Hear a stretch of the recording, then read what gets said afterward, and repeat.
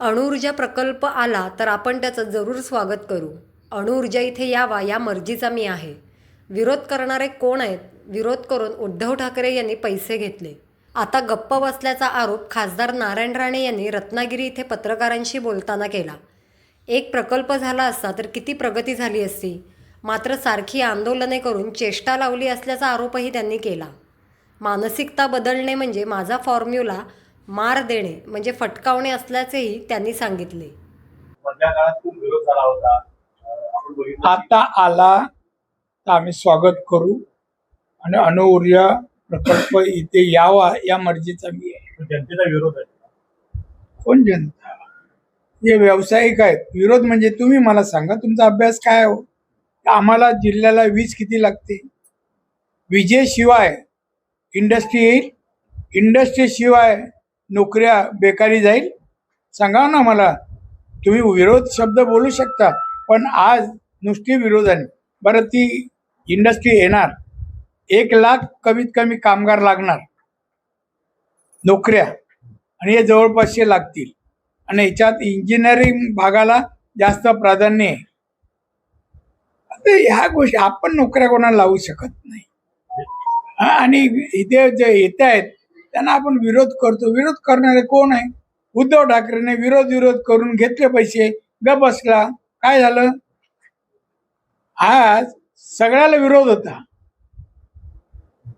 काय झालं? काय एक झाला असता प्रोजेक्ट, किती प्रगती झाली असती.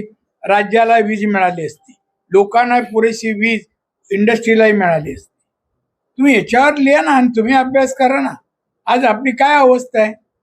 थोडे दिवस हा पाऊस पडला नसता तर आपली लाईट पण गेली असती सगळी. नको ते नादाला आहे, कोणाच्या लागू नका.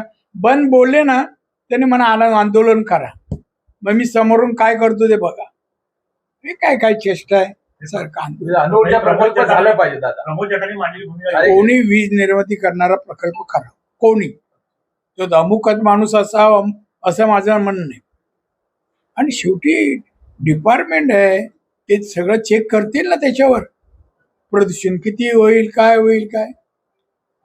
दादा कायम लोकांचं हेच म्हणणं असतं की जेव्हा आपण एखादा औषधी ऊर्जा प्रकल्प असेल किंवा अणुऊर्जा प्रकल्प असेल हे जेव्हा आपण आणतो तर कोकणाच्या एकंदरीत भौगोलिक परिस्थितीला ते योग्य नाहीये. फूड प्रोसेसिंग असेल किंवा असे जे आपल्याला काय अभ्यास आहे तुम्ही विचारा, काय विचार नाही. शेवटी सांगा प्रोजेक्ट हवेत का नको? प्रोजेक्ट हवे. ज्या भागाची प्रगती झाली ते विजेविना झाली, पाण्याविना झाली. मग हवेतून येतात का प्रोजेक्ट? हे अणुऊर्जा प्रोजेक्ट. आणि काय कोणी बोलतात. मी ह्या सगळ्या प्रवासात होतो. मी बघितले कोण जायचे, काय करायचे. ते एनरॉनचं काय होतं मला माहिती होतं. पैसे घेऊन जाणारे कसे जायचे, गाड्या लावणारे कोण माहिती आहेत. कोणी कोणी गाड्या लावल्या त्यावेळेला. ज्या ज्या ठिकाणी आता लोक विरोध करतात त्यांची मानसिकता बदलायची जबाबदारी कोणाची? कोणाची नाही, मार देणार.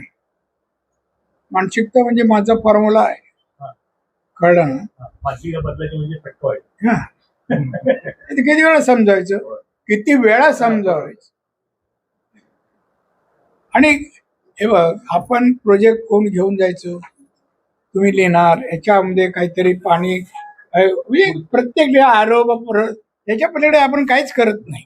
तुम्ही एखादा प्रोजेक्ट आणा कोणीतरी, किती पण मेगावॅट असो, 25, 50, 100, पण वीज तर पाहिजे ना. वीज जेव्हा कमी पडते तेव्हा भाव वाढतात, एवढं तरी खरं आहे. आपल्याकडे स्वस्त वीज पाहिजे तर बरं आपल्याकडे पाऊस आहे, विजेचं साधन आहे, पाण्याची वरून वीज बनवू शकतो. पोलीस कंपनी आहे ना, त्यांची टोटल कॅपॅसिटी आहे 45 मेगावॅट इलेक्ट्रिसिटी, पण ते प्रोडक्शन करतात 11 ते 15 मेगावॅट. अरे त्यांच्याकडे असणारे इक्विपमेंट झाले, टाइमवर झाले असतील.